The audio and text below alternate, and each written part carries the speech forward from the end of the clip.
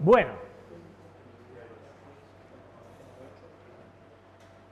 ¿se acuerdan que habíamos estado viendo en la última clase? La verdad, no. ¿O sí?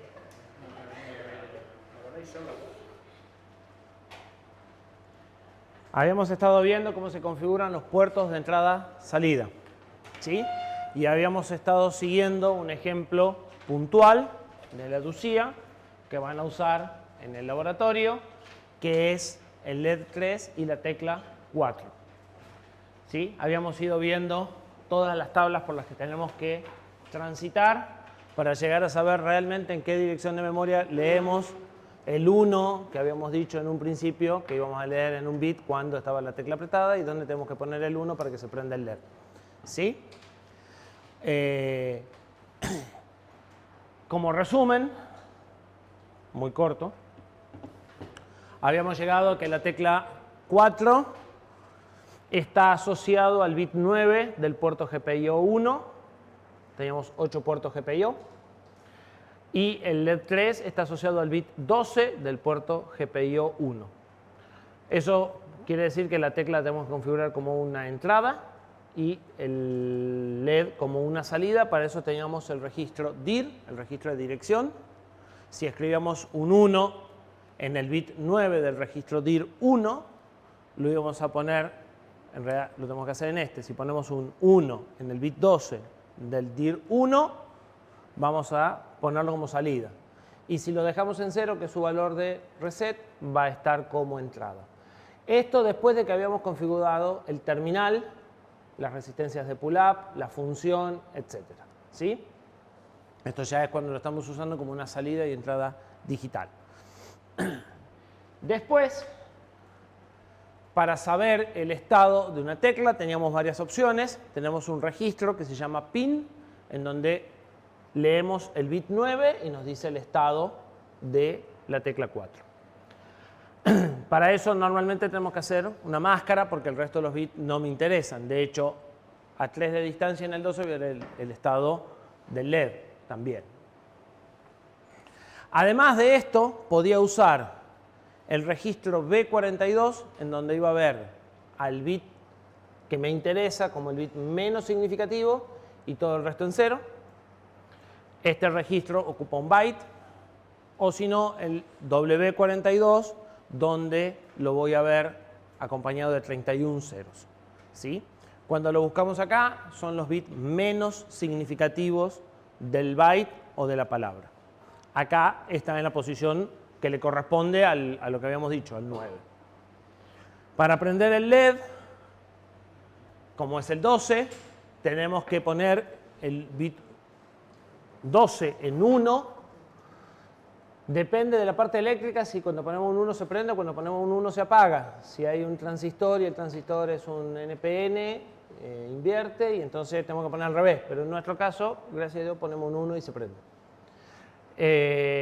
Para poner un 1, tengo que poner un 1 en ese bit sin alterar el resto. O sea, tengo que leerlo, cambiarlo con una máscara y volverlo a escribir.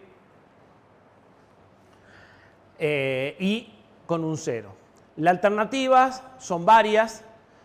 Puedo usar el B45 y escribir cualquier cosa distinta de 0 para prenderlo. Solo va a tomar el bit 1.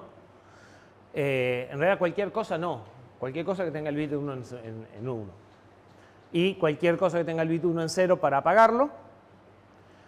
Puedo escribir el W45 o puedo usar set1, clear 1 y not 1. En estos, igual que en los de interrupciones, cuando escribimos el bit 9 en 1 en este registro, se pone en 1 el bit 9 y todos los que están en 0 no cambian. O sea, es equivalente a leer, hacer un OR y escribir en este registro.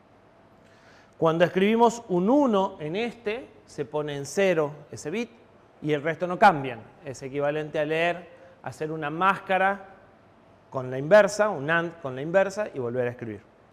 Y si no, podemos hacer un 1 en este y ese va a cambiar el estado y es un equivalente a hacer un OR exclusivo entre lo que estamos escribiendo y el valor de PIN. Son formas abreviadas de lo que habíamos visto a nivel básico, que era leer, enmascarar y escribir, ¿sí? Esto siempre está disponible, esto depende del procesador. Procesador moderno, esto también está disponible casi seguro. Bien. Vamos a usar esto para construir una pequeña solución que nos permita medir la velocidad de un motor, por ejemplo, ¿sí? O interactuar con algo de electrónica tradicional. Entonces, pensemos que queremos leer un número, ¿sí? Y ese número lo vamos a tener en BCD. ¿Qué era un número en BCD?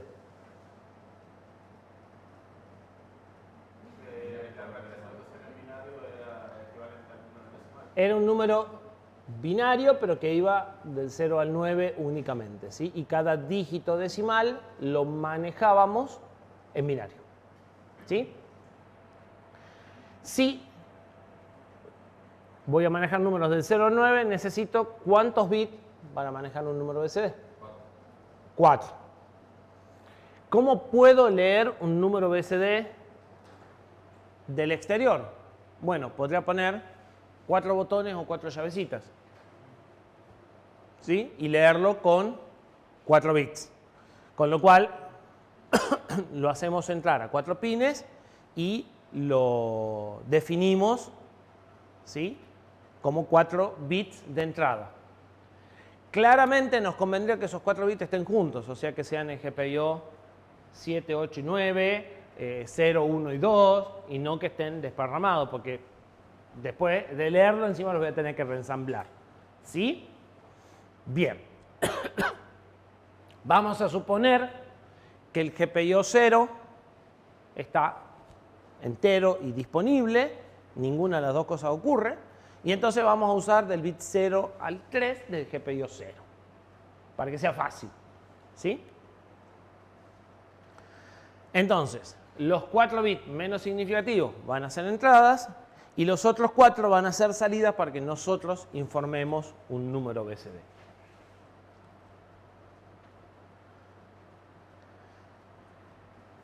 Un repaso.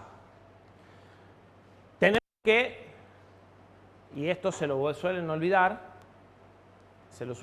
cuando rinden el laboratorio, por eso no anda en el laboratorio, se lo suelen olvidar en el parcial, en donde no se dan cuenta que no anda siquiera. Lo primero que tenemos que hacer es configurar los terminales.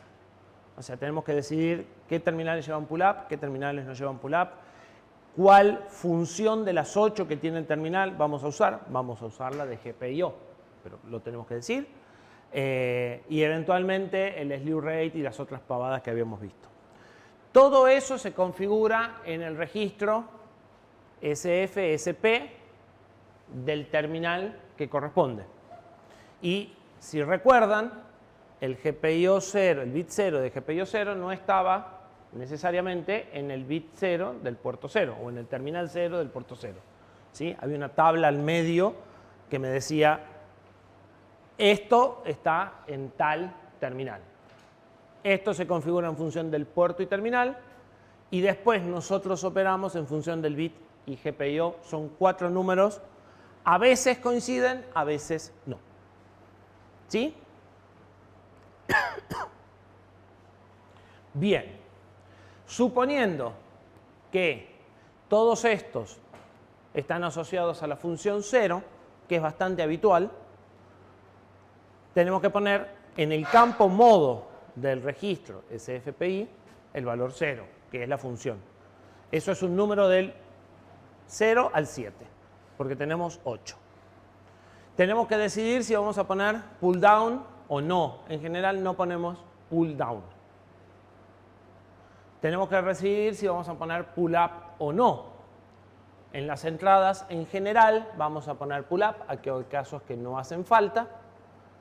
Y en las salidas, ¿vamos a poner pull up? No vamos a poner pull up.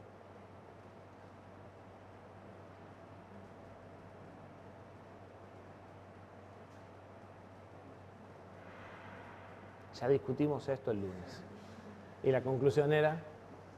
En la salida no hace falta. En la salida no hace falta, lo que estoy haciendo es drenar la poca corriente que tengo en una resistencia que no uso.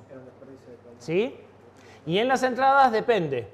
Si las entradas tienen un valor definido siempre de 0 o 1, tampoco hacen falta. A veces se las ponen por si se desconecta un cable o algo por el estilo, pero no deberían hacer falta. Si las... Por precaución, para estar seguro que no vas a leer para abajo. En las entradas hace falta si lo que estoy conectando del otro lado de la entrada es ¿de qué tipo?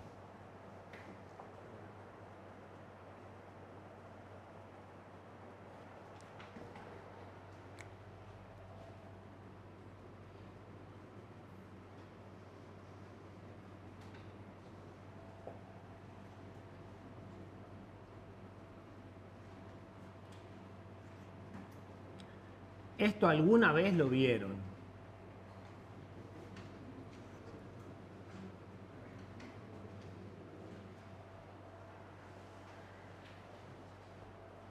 ¿Qué es esto? ¿Y qué es esto?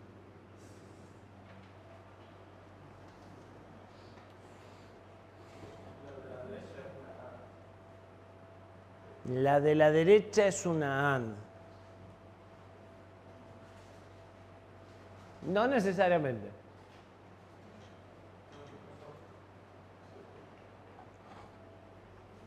¿Cómo se llama esta configuración?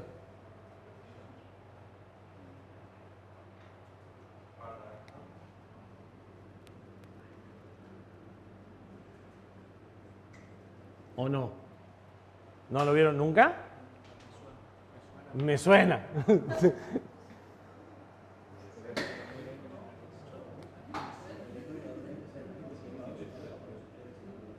¿Tampoco le suena?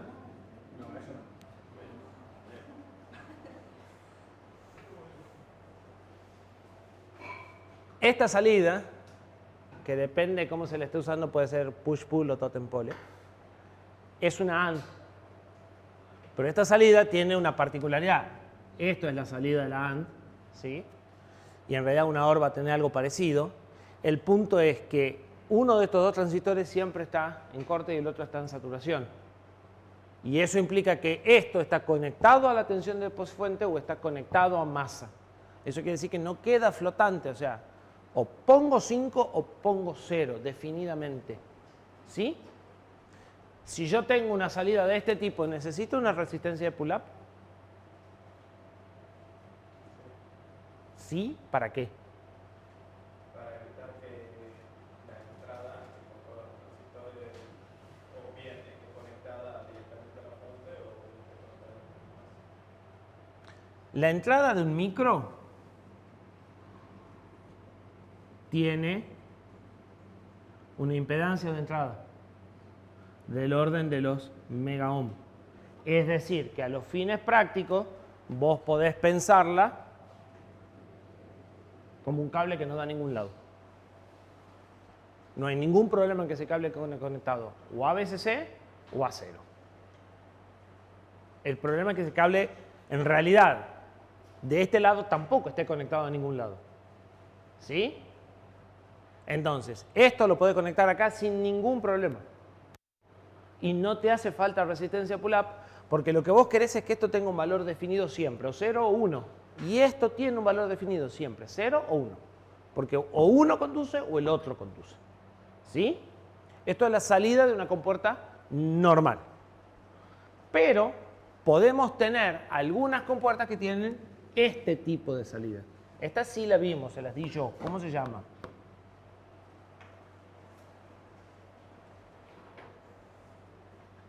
¿Qué terminal es este del transistor?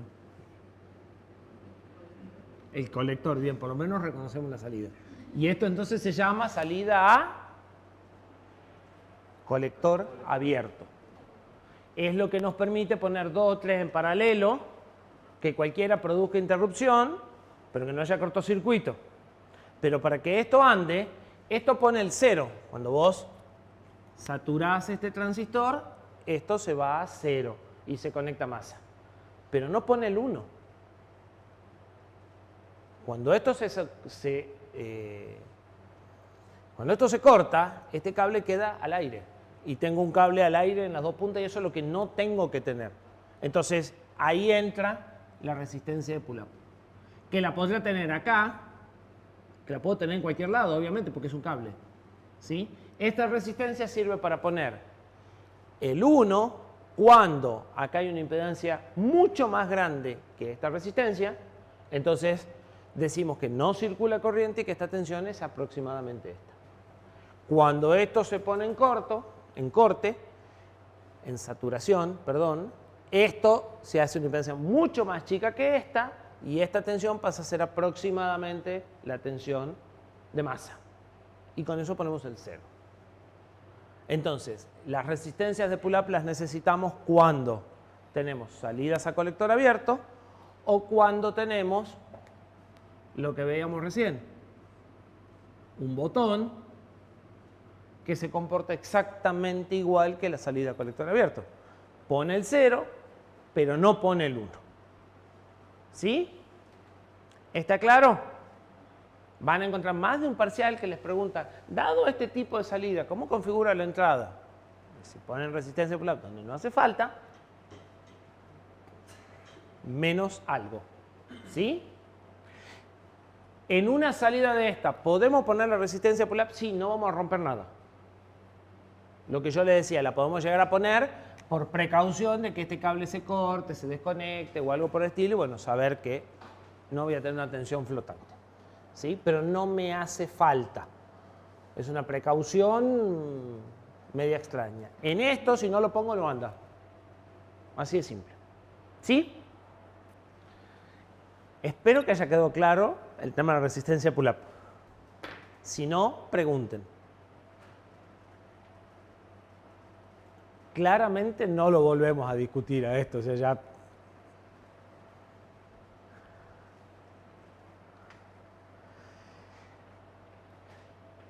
EHS era el bit que definía el slew rate, es decir, qué tan pronunciada es el escalón con el que se produce la salida.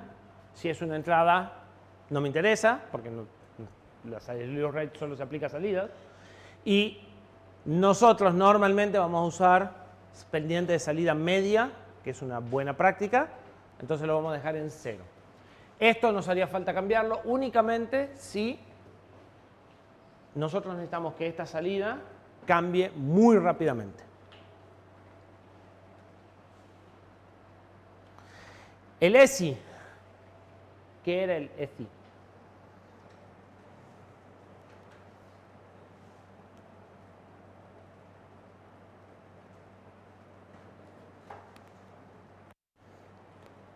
Era una posibilidad de desconectar el terminal de toda la lógica de silicio. Si yo pongo un 0 ahí, no voy a leer nada, así tenga todo bien configurado, porque eléctricamente desconecté la pata para las entradas. ¿Sí? Si es una salida, si está todo bien configurado y yo escribo un dato en la salida, va a salir, pero no la voy a leer a esa salida. ¿Sí? La voy a ver siempre como apagada. Normalmente las vamos a usar siempre conectadas. Y el SIF era un filtro de ruido destinado a eliminar variaciones muy pequeñas, agujitas, glitch, que no resuelven nuestros problemas de rebote, así que no lo vamos a usar, en general lo vamos a dejar en 0. Pero si quieren podrán probar con 1, no van a notar mucha diferencia.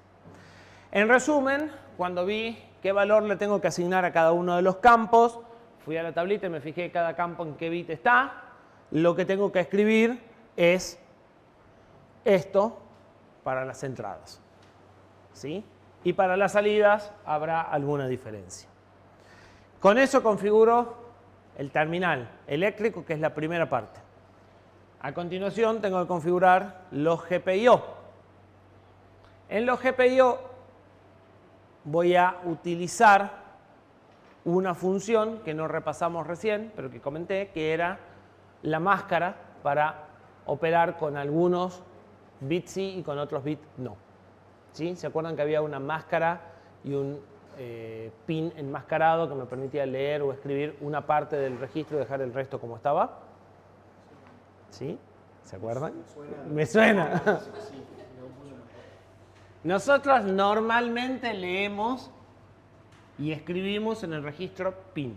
Ese registro es, pongo un 1, sale el 1, tengo un 1, leo un 1. ¿Sí?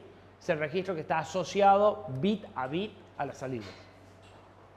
Como tiene 32 bits, este procesador les da la posibilidad de definir una máscara, o sea, hay dos registros más que se llaman mask y mpin.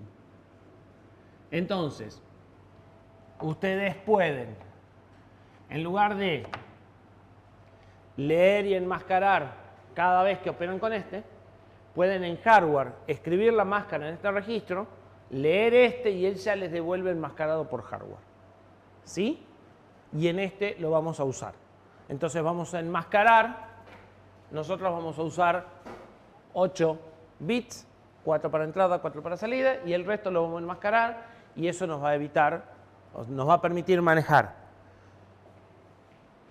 en una lectura o escritura los 4 bits de los números, que me es más cómodo que leerlo individualmente, que es lo que tendría que hacer si quiero, o sea, si uso cualquiera de las otras alternativas, lo voy a leer del BCD al bit 0 por un lado, al 1 por el otro, al 3, y después lo voy a tener que ensamblar.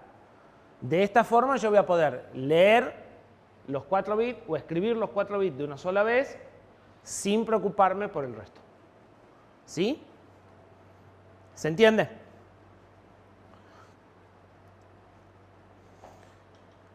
Tenemos que decirle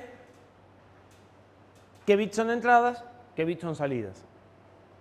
Para eso usamos el registro dir. ¿Sí? Estamos trabajando en GPIO 0, usamos dir 0. Necesitamos los 4 bits menos significativos como entradas. Dejamos 0 en este registro. Los que siguen en 1 como salidas y todos los otros los dejamos como estamos, porque no sabemos si son entradas o salidas. Yo solo estoy manipulando o solo tengo asignado los 8 bits de GPIO. Por eso enmascaro también. Obviamente, si nosotros hacemos esto en el laboratorio, todos los otros bits están en 0 porque no los está usando nadie. Pero cuando esto está en el contexto de un programa más grande, la realidad es que ustedes a esta subrutina o a este programa le asignaron esto y pueden tocar eso. Es muy importante no tocar lo que no les asignaron. O sea, acá rige el mismo principio de transparencia de las subrutinas en todos los bits que no les tocan. ¿Sí? Por eso la importancia de las máscaras o por eso la importancia por eso le dan los otros registros para facilitarles esa parte. Entonces, yo tengo que escribir 0, F y dejar el resto como estaba. ¿Sí? Por ahí en el ejemplo escriben 0 también adelante, pero no debería. ¿Sí? Fíjense que escribir esto en dir es fácil. Muevo F0 a un registro, apunto al registro y escribo. Escribir el 0, la F y dejar el resto como estaba es bastante más enredado. Apunto al registro, lo leo. Hago una máscara para poner todo esto en 0. Después hago una máscara para poner esto en 1 y recién escribo. ¿Sí? Esas son las cosas que queremos evitar con el B, el W, los mask. ¿Sí? Ese tipo de operaciones son las más simples.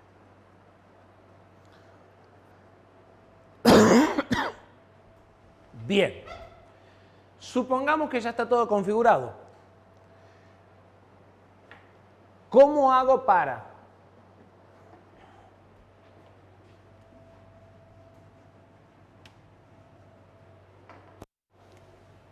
Vamos a hacer una cosa muy básica. Tengo del 0 al 3 con botones para ingresar un número. Y del 4 al 7 a un conversor BCD a 7 segmentos que me escribe el número. Y yo quiero simplemente, yo quiero leer esto y escribirlo acá. Como armé las conexiones, simplemente apunto al registro PIN, que es donde leo todos los bits, leo, corro 4 y vuelvo a escribir. Pero esto me afecta a todos los otros bits. Si quiero hacer eso, lo debería hacer en el M-PIN. El M-PIN solo va a tomar en cuenta los 8 que yo no enmascaré. ¿Sí? Como los primeros 4 son entradas, no importa lo que escriba. Entonces, usando el M-PIN en lugar del PIN, voy a hacer esto bien. Así lo estoy haciendo más o menos. ¿Se entiende? Bien. Hagamos algo un poquito más elaborado que leer y escribir, porque en definitiva esto podría haber conectado así los 4 cables y ya está. ¿Sí? Estamos tratando de aprender a usar el micro, no haciendo circuitos demasiado útiles. Supongamos que queremos medir la velocidad de giro de un motor. ¿Sí? La velocidad de giro de un motor habitualmente se mide en revoluciones por minuto. Para eso tenemos puesto de alguna forma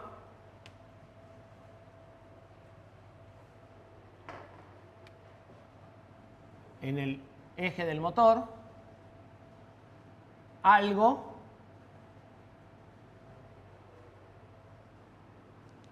por ejemplo, un pupito así, que aprieta un botón y que me da un pulso cada vez que el motor da una vuelta. ¿Sí?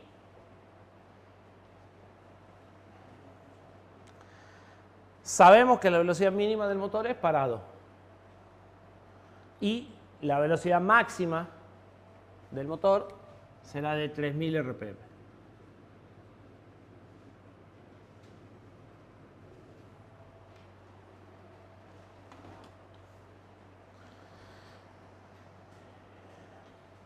Por la forma en la que tenemos nuestra, o sea, por cómo vamos a mostrar el resultado, queremos una precisión de 200 RPM.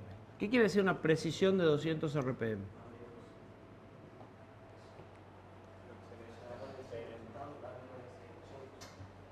O sea que mi medición podría ser 150 RPM más menos 200, 375 más menos 200.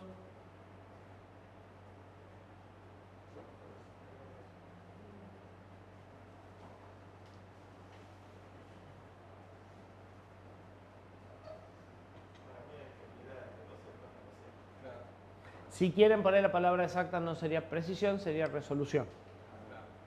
¿Sí? Vamos a medir de 200 en 200. ¿Cuántos bits necesito para medir?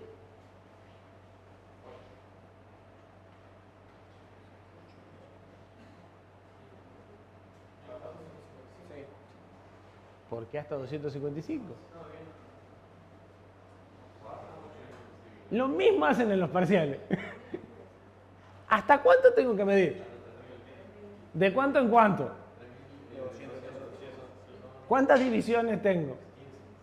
¿Cuántos bits necesito? Es tan simple como eso, sí. 4. ¿Sí? Y me sobra 1. ¿Sí? ¿Está claro para todos? ¿Seguro? Miren que lo vuelvo a preguntar en el parcial y vuelven a meter la pata. Les juro. ¿Cuántos bits se necesitan? 4.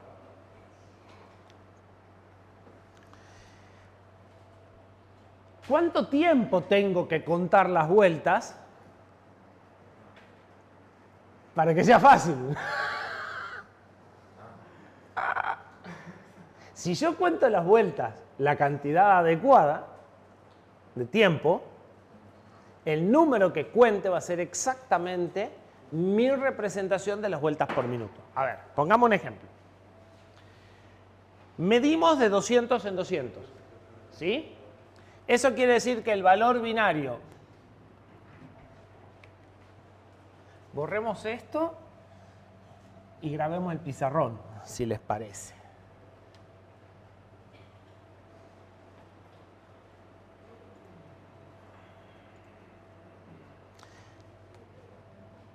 El valor binario 0, 0, 0, 0 corresponde a 0 RPM. ¿Estamos de acuerdo? ¿Sí? El valor binario 0, 0, 0, 1 corresponde a 200. El 0, 0, 1, 0, 400. Cientos. 0, 0, 1, 1.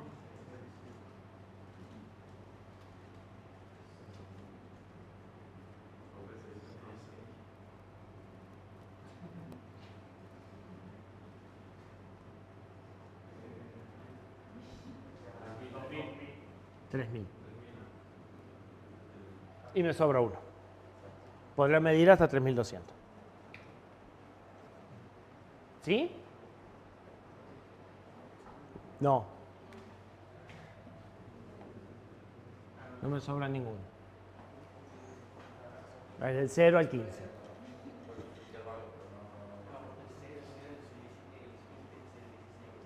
Por eso. Es del 0 al 15 y necesito el 15, van a ser los 3000.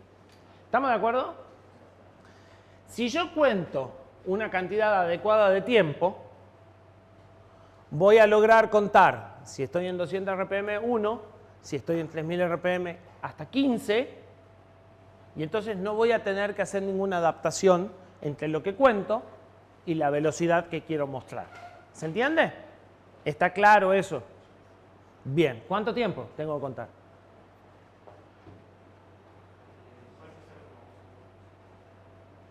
Podría ser 0,25. Si vamos a tirar valores.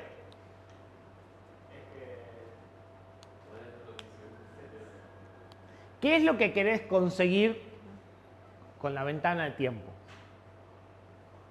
Querés que conseguir que si el motor gira 3000, vos cuentes hasta 15. ¿Estamos de acuerdo? Si son 3000 vueltas por minuto y vos querés contar 15 vueltas, ¿cuánto tiempo tendría que ser la ventana?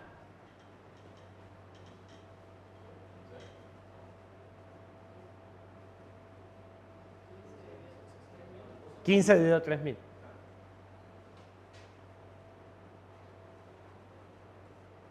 ¿Sí? No. ¿Sí? No. Vamos nuevo. ¿Se entiende o no se entiende?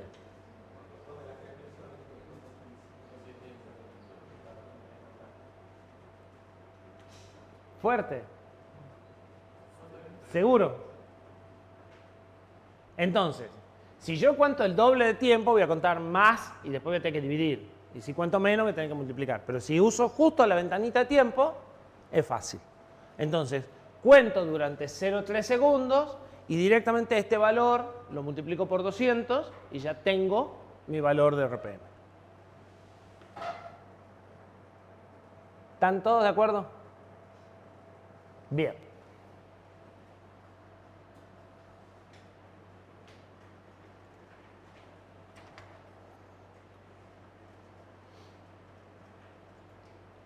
Bueno, pongamos un contador. Tenemos contadores de 15 de 4 bits. ¿Sí? ¿Cómo hacemos con este contador y el micro para medir la velocidad del motor?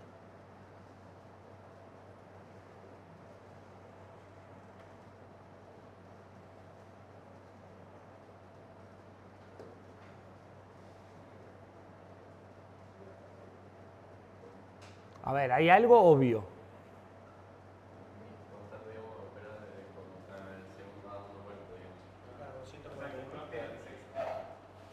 Tienen que contar. ¿Qué? Bueno, ¿qué conecto dónde para que cuente cantidad de vueltas?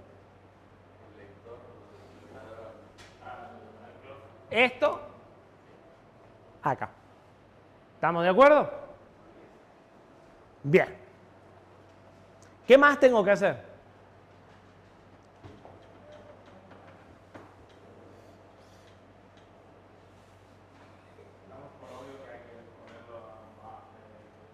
Fuerte, fuerte. No, porque ahora tengo puerto GPIO. No lo quiero conectar al CPU en los bases de datos. Ahora tengo el microcontrolador ese que tienen en la Ducía, que tiene puerto GPIO. Los bases no los tengo disponibles, ya me lo vendieron así. Y yo con los puertos GPIO que acabamos de ver quiero manipular el contador. Así que todo lo que es buffer y demás, no sé si me hará falta o no, pero el contexto es distinto de la última vez que vimos el contador. ¿Está claro para todos la diferencia? No. Bueno, vamos de nuevo. La última vez que nosotros vimos un contador, lo que teníamos era un CPU, que tenía un data bus y un address bus. ¿Sí? Ahora ya tenemos en la punta de esto un GPIO y lo que tenemos es un microcontrolador completo. Estos buses están adentro de la pastilla de silicio. Yo no los tengo accesibles. En ninguna de las patitas del NXP que tenemos en la Ducía está el address bus o el data bus. Están adentro del silicio. La persona que fabricó el chip hizo todo ese proceso que nosotros vimos justo después del parcial. Pero nosotros no tenemos acceso a eso, salvo que nos fabricamos nuestro chip. O que retrocedamos 35 años, vayamos a buscar la placa esa vieja que le traje, que tenía el microprocesador y tenía los buses. Pero hoy ya no están los buses externos. Entonces, ¿cómo hago ahora con un microcontrolador que lo que tiene son entradas y salidas digitales, esta que estamos viendo, para manipular un contador? ¿Sí? En algunos sentidos va a ser más fácil, en otros puede ser más difícil o más lento. ¿Sí? Pero entonces lo que tengo son bits de entradas y de salidas digitales, que era lo que venimos viendo hasta acá, para manipular el contador. ¿Sí? Lo que vimos antes es cómo se construyó el dispositivo que ahora estamos usando.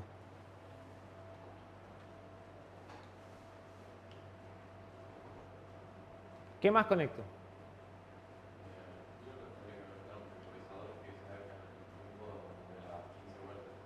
Necesito medir el tiempo de las 15 vueltas. ¿Sabemos medir tiempo? ¿Podemos usar el SysTick? Bien. No conecto nada, pero sé algo que tengo que hacer. ¿Qué más conecto? Ya sé cómo voy a medir los 0,3 y ya sé cómo voy a contar. Tengo que leer la cuenta. ¿Cómo leo la cuenta?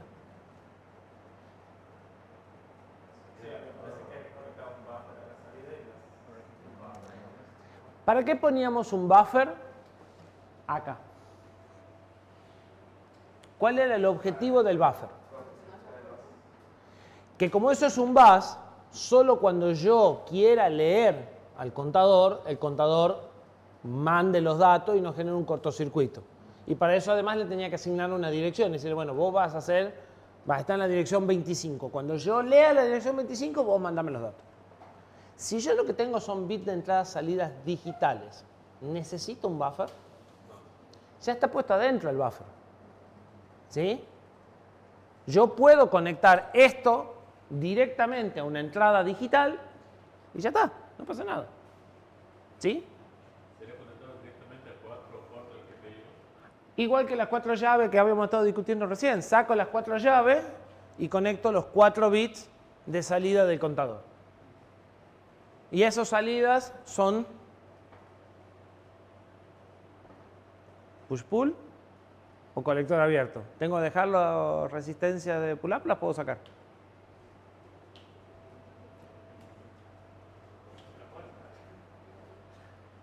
Pero no estás muy convencido.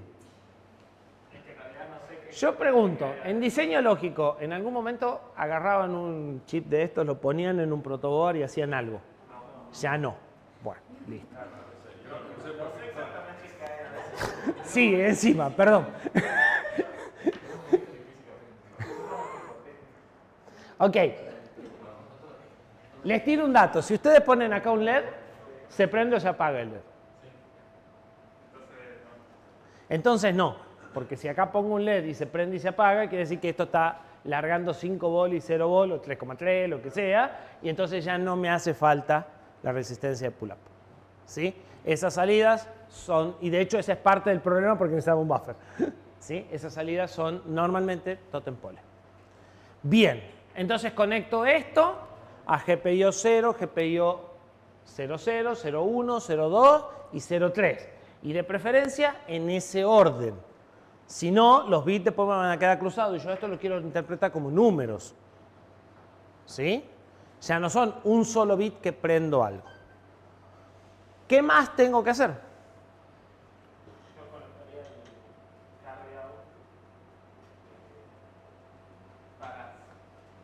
para saber cuándo termina de contar. ¿Cuándo termina de contar?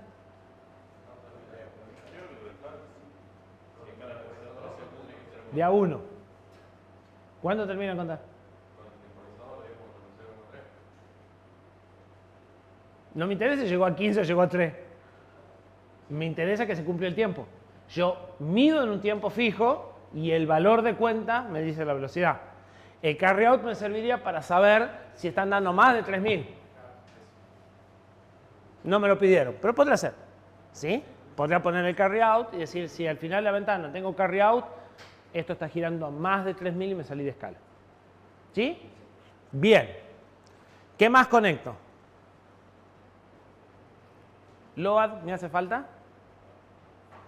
A, B, C, D. No. ¿Todo más A? No. Load a B, C, C mejor, si no, no va a andar.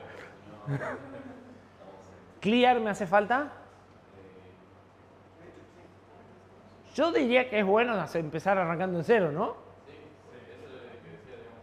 Bien. ¿Tenés que conectar una compuerta? No. ¿Por qué?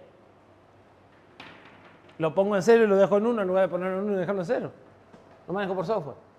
No, pero yo decía que con el clock se ponga RCT. No. El clock tiene que servir para contar los pulsos. ¿Y por qué querés que con el clock se resete?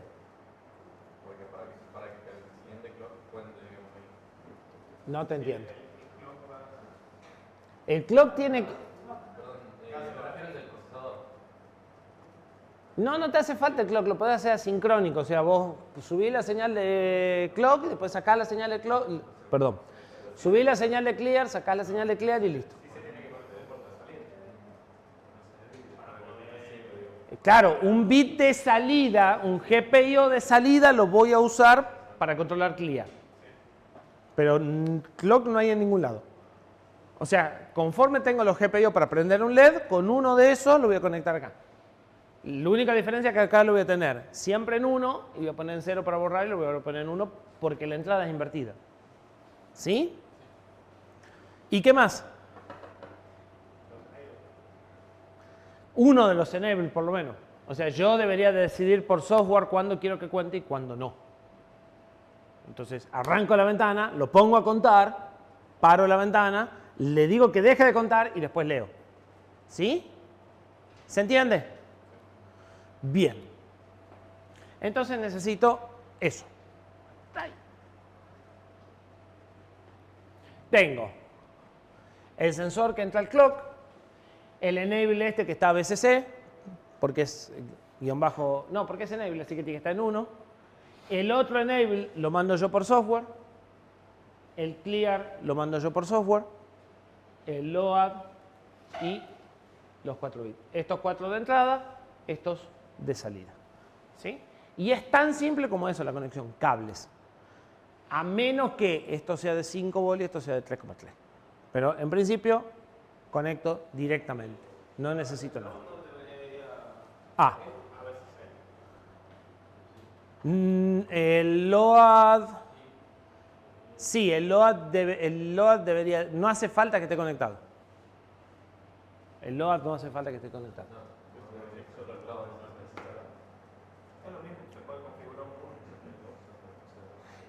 A ver, si conecto el load, lo razonable hubiera sido que conecte las entradas también para decirle qué valor quiero cargar. Si no, si al load, o sea, si acá puse todo a 0 y con el load lo voy a poner en 0, el clear sobra, que sería otra opción. ¿Sí?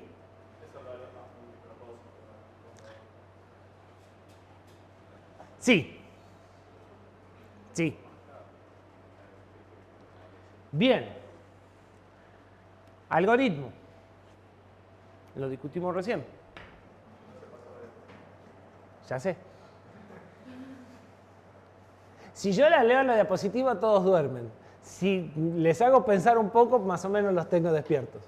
Entonces, algoritmo. ¿Qué tiene que hacer el software?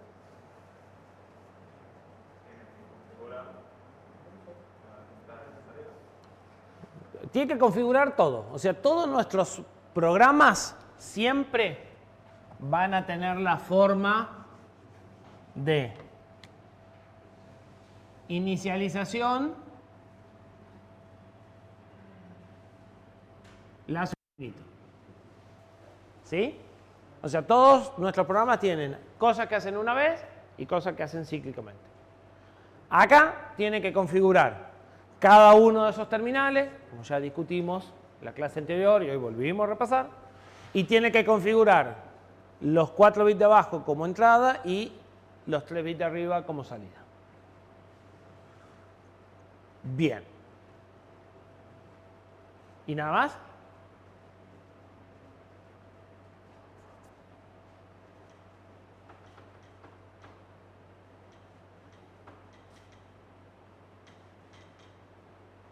¿No hay nada más que configurar?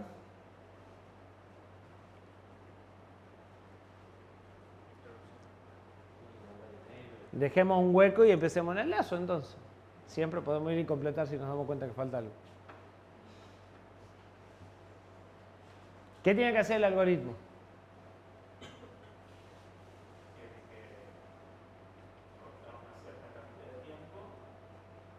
Antes de eso tiene cosas que hacer.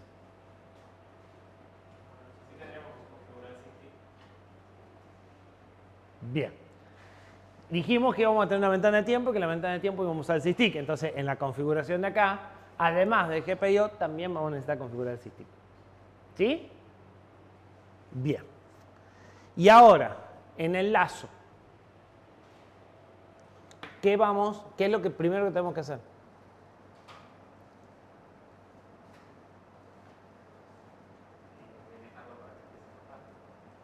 ¿Qué cosa?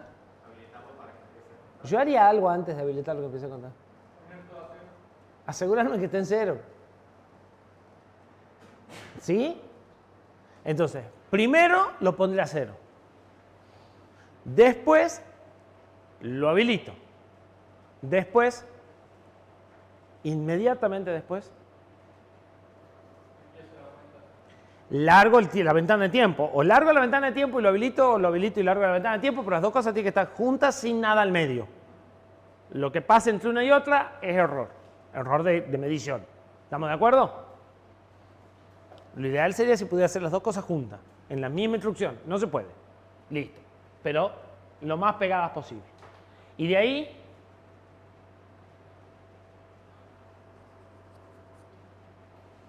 está corriendo la ventana de tiempo. ¿Qué hago? Fuerte. Hay que pararla. ¿A la ventana de tiempo? O sea, que deje de contar, digamos. Todavía está corriendo la ventana de tiempo. Tengo que esperar que se cumpla el tiempo. Hasta que no pasen los 0,3 no puedo hacer nada. ¿Sí? Tengo que darle el tiempo para que cuente. Cuando se cumpla, o sea, ¿qué voy a hacer? ¿Ya llegamos? ¿Ya llegamos? ¿Ya llegamos? O uso una interrupción, que sería una opción, o me quedo en un lazo de polling preguntando, ¿ya llegamos? ¿Ya llegamos? ¿Ya llegamos? Pero no tengo más nada que hacer. A veces puedo hacer varias cosas y fijarme si llegamos acá. No tengo nada que hacer. ¿Sí? Hasta que encuentro el bit que me dice, se cumplió la ventana de tiempo. Y de ahí, ¿cómo sigo?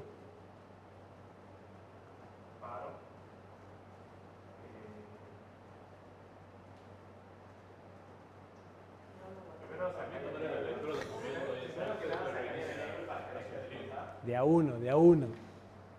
¿Vos cómo seguís? Después vemos el resto cómo sigue. Sacarías enable del contador para Sacarías el enable. paro el SysTick y guardo la entrada en el SysTick. Bueno, Alejandro entonces dice, paro el enable, paro el SysTick, leo la entrada, estas entradas, y tengo el valor de la cuenta. ¿Alguien opina distinto? ¿Están todos de acuerdo? Ese sería el algoritmo entonces. Configuro todos los terminales, configuro estos 4 GPIO como entrada, estos 3 como salida, ¿sí? Cuando los configuro me aseguro de que esto esté deshabilitado, sin clear y sin load. En la configuración es parte de lo que tengo que hacer, asegurarme que esto tenga los valores, las salidas tengan los valores adecuados para que el circuito no haga nada, ¿sí? No solo que sean salidas, sino que estén en 0, 1 y 1, ¿sí? Y configuro el SysTick. A partir de ahí, doy la señal de clear. Para dar la señal de clear tengo que escribir un 0 y en el siguiente ciclo escribir un 1. Doy la señal de enable, arranco el SysTick y me quedo en un lazo viendo si el SysTick me dice que se cumplió el tiempo. Si el SysTick me dice que se cumplió el tiempo, saco el enable, paro el SysTick, leo los 4 bits. ¿Sí?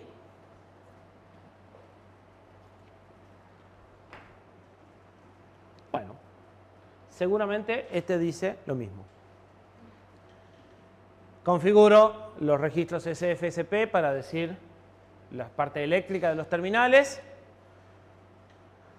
dir y mask, hago el clear del contador, saco, o sea, hacer clear es poner y sacar, doy enable, espero la ventana de tiempo por SysTick o lo podré hacer con un lazo que sepa cuánto demora, pero el SysTick es más fácil.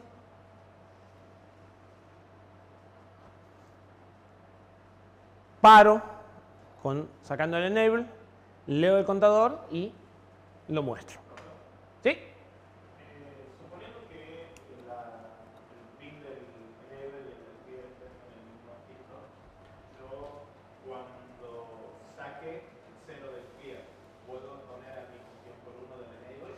Habría que ver la hoja de datos del contador.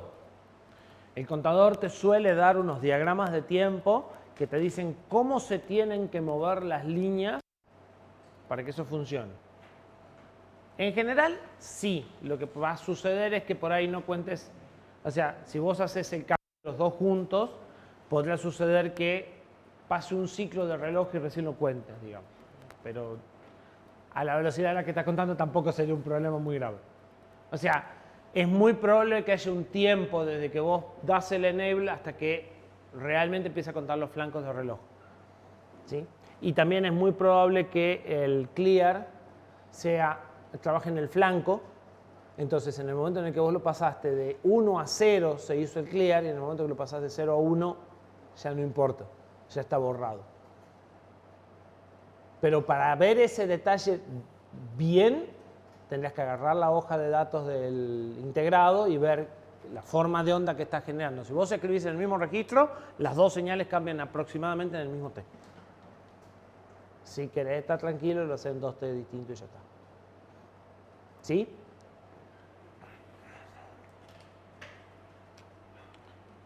Bien. ¿Hacemos una pausa?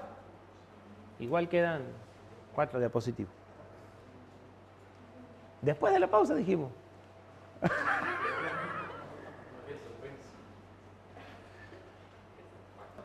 No hagamos pausa, hagamos las 4 y nos vamos temprano. Y no arrancamos el tema que sigue, directamente. Creo que nos podemos dar ese lujo. ¿Compran? Sí. Bueno. Con la condición de que el viernes vengan más despiertos. Vengan y más despiertos, las dos cosas. Bien. ¿El viernes tienen? De día 12.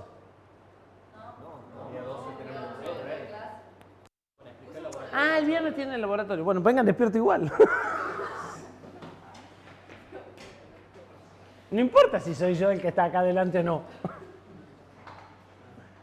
El viernes tiene el laboratorio, sí. Es correcto.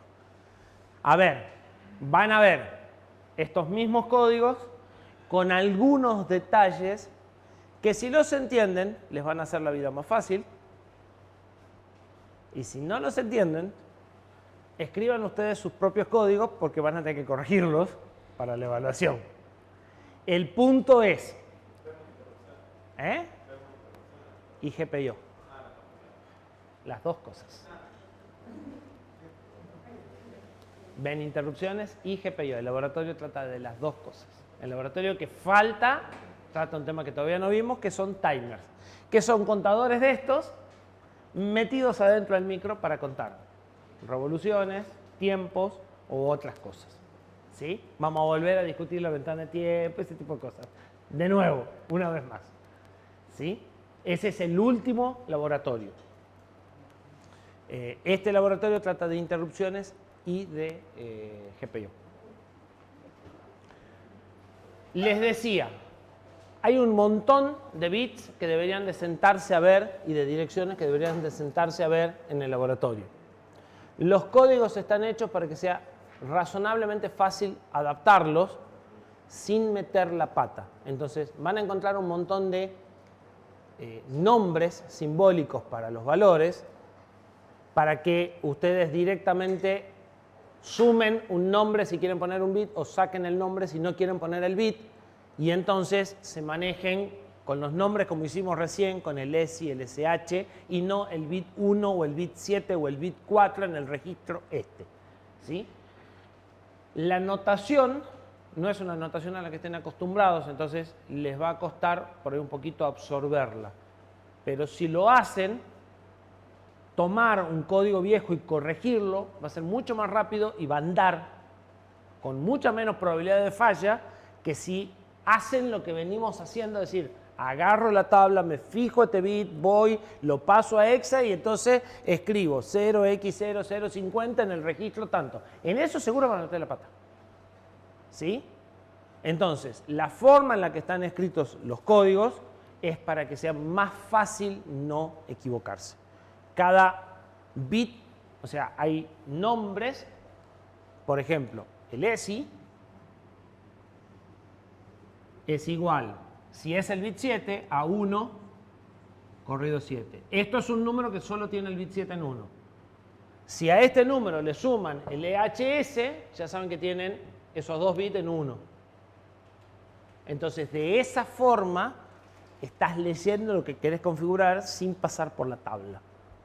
Esto se hace una sola vez, ya se lo damos hecho, está bien, ya lo probamos, entonces ustedes solo lo hacen lógicamente. Tengo que poner el pull up o no, saco el pull down o no, y van poniendo o sacando los nombres de la constante que coinciden con los nombres de los campos que estamos viendo. ¿Sí? Y se ahorran la tabla del manual de por medio. ¿Sí? O sea, es un tema práctico de que si no, no les alcanza el tiempo. Bien, eso es lo que le van a explicar detenidamente en dos códigos largos, que son los que ustedes van a usar de punto de partida del laboratorio, porque si no, es muy largo lo que tienen que escribir. O sea, son muchos pasos. Recién para leer un triste registro de 4 bits, tendríamos que hacer como, no sé, 40 instrucciones, 50 instrucciones de assembler para la configuración nada más. Entonces empieza a ser largo el código. Bien, inicialización. Configurar los pines SPFI, ¿sí? Igual que antes. En nuestro caso, todos sin pull up y sin pull down, porque las salidas tienen valores definidos, así que no necesito pull up. Así que el valor que voy a escribir cambia de lo que habíamos visto antes.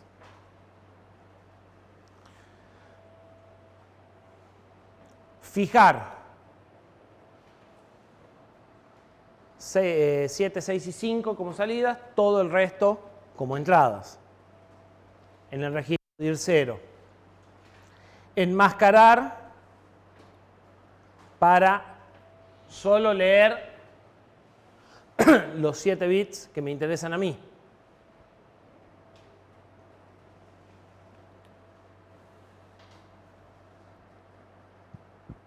Para eso, fíjense que acá está configurando todos los bits, ¿no? No está respetando que los bits que no uso los deja como estaba.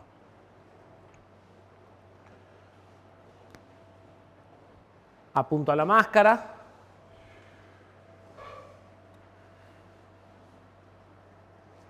Como tengo que escribir el inverso de esto y no lo puedo cargar como constante, podría hacer un igual esto, ¿sí?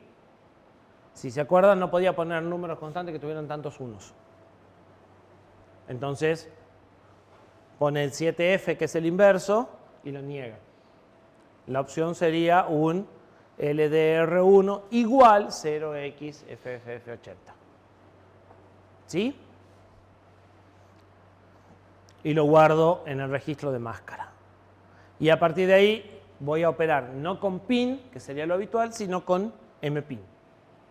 En mpin sí, todos los bits que no estoy usando no los toco ni los veo.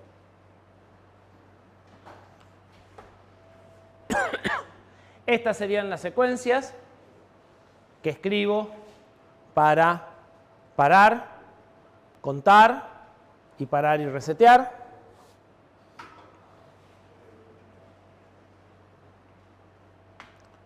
Entonces, muevo el 10, que es la secuencia que estaba recién, que es parar y resetear. Lo escribo en el registro de salida, en el mpin, que había quedado de antes. Ahora pongo el 70 para arrancar la cuenta, para sacar el clear y poner el enable. Lo escribo en el mismo registro. Mido el tiempo. Con el SysTick ya las teníamos la rutina, habría que pegarla al medio. Saco el enable, pero no pongo el clear, obviamente.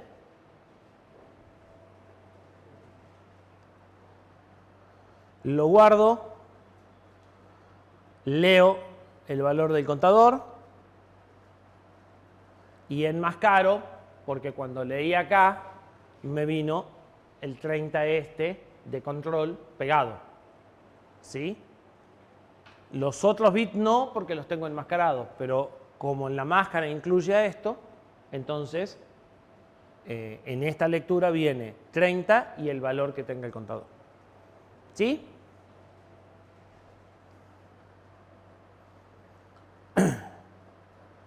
Multiplico por 2 y le agrego un 0 para obtener el 30. Como es 200, agrego 2 ceros. Y con eso obtendría del valor que leí el valor en RPM.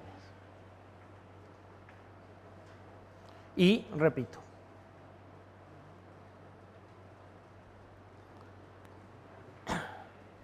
Pregunta. ¿Puede ser que mida mal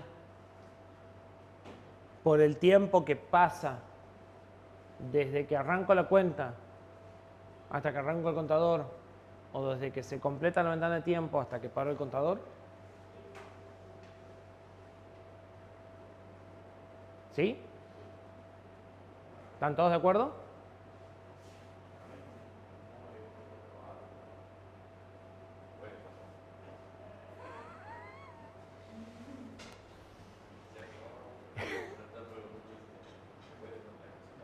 A ver, tenemos una discusión. ¿Todos entendieron la pregunta? Si yo tengo el contador habilitado más tiempo que la ventana que generé con la espera, ¿tengo un error en la cuenta? ¿Tengo un error en la medición? Supone que estoy midiendo. Sí. O sea, tengo que medir en una ventana de 0,3. Desde que yo pongo el enable hasta que saco el enable deberían de transcurrir exactamente 0,3. Si no transcurre esa ventana de tiempo con cierta precisión, voy a afectar la precisión de mi medición. ¿Estamos de acuerdo en ese punto? Bien, entonces la pregunta es, como yo no estoy haciendo las dos cosas simultáneamente, puedo tener un error de medición y tengo una discusión de alguien que dice puede suceder con alguien que dice es muy poco probable. En realidad sucede. Lo que pasa es que me puede afectar en pocos casos, pero el error está. ¿Sí? O sea, hay ciertos valores que yo los voy a leer como un valor que no es. ¿Sí?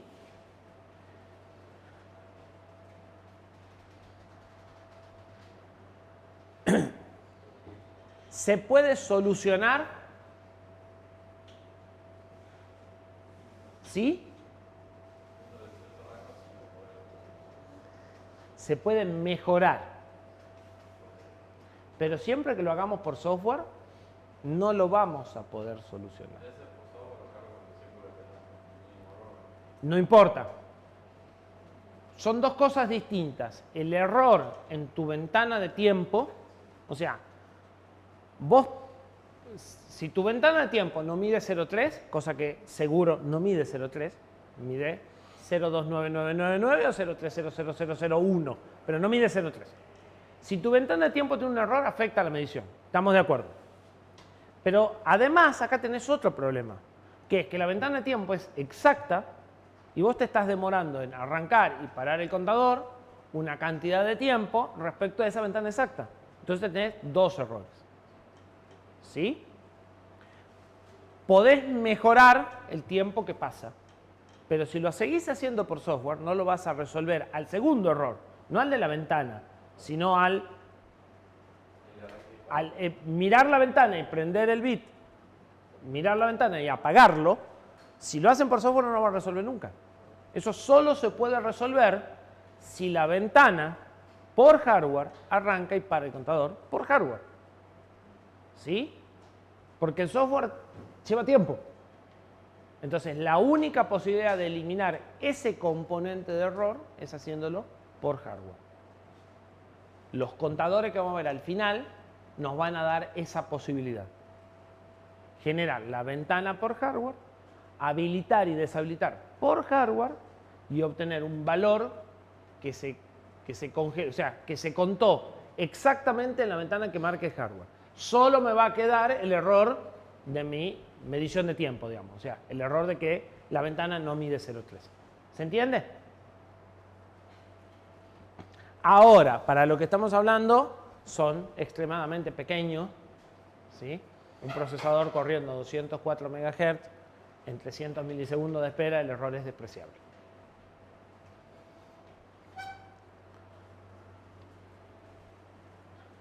Bien. Es despreciable hasta que haya interrupciones o hasta que estén haciendo otra cosa, ¿no? Cuidado. Esto es un ejemplo de lo que se llama tiempo real. Cuando hablamos de tiempo real, no quiere decir que tenemos que hacer las cosas muy rápido, sino que las podemos acotar. Nosotros podemos saber cuánto es el error. Va a ser 2 instrucciones, 3 instrucciones. Lo leemos el código, sabemos cuánto demora y podemos definir cuánto es el error. Cuando hablamos de sistemas de tiempo real, lo que estamos buscando es poder decir, realmente poder acotar el error y decir, mi error no va a ser de más de 0,5 nanosegundos. No importa si son 0,5 nanosegundos, son 20 milisegundos o son 4 segundos, pero sé que nunca va a ser ni un nanosegundo más de lo que dije. ¿Se entiende? Muchas veces pensamos tiempo real rápido. No, tiempo real quiere decir acotado, totalmente predecible y siempre dentro de una cota definida. Bien.